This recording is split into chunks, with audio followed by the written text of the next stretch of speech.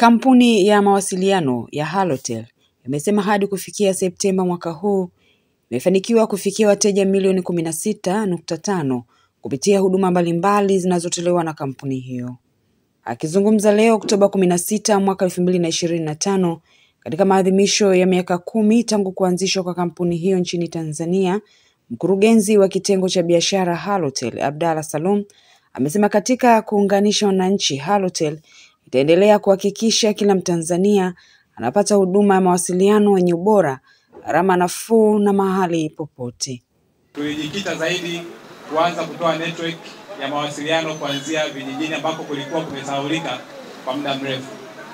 Na leo hii wote ni mashahidi, tumeweza kuunganisha Watanzania wote kutokea vijijini mpaka mjini, kuweza kuhakikisha kwamba Watanzania wote wanaenjoy na wanafurahia huduma zetu za mtandao wa internet ambao unakuwa umeboreshwa zaidi na wenye nguvu zaidi, kuweza kuhakikisha kwamba kila mmoja anapata fursa ya kutumia mtandao katika kuhakikisha kwamba analeta uchumi wake binafsi pamoja na uchumi wa nchi yetu.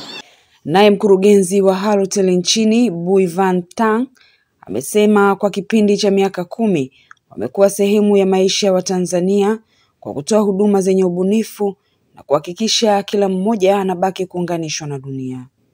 Ameongeza kuwa kupitia maadhimisho hayo wamezindua promotion maalum ya wateja kuweza kujishindia zawadi ya gari aina ya Subaru Forester kupitia miamala ya Halotel.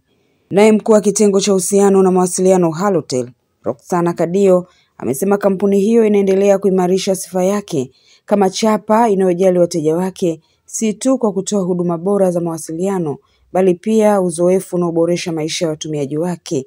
Hivyo jamii itumie huduma hiyo kwani ni rahisi. Kila siku tunaendelea kuunda miundombinu ya kuboresha huduma zetu, lakini kuboresha mawasiliano ili kuwezesha watu kuendelea kuwasiliana kwa bei nafuu, lakini pia kwa ubora zaidi. Grace Kuni, Global TV. Ili kuwa mwanafamilia bora wa Global TV, usisahau kusubscribe, like, kushare na kucomment.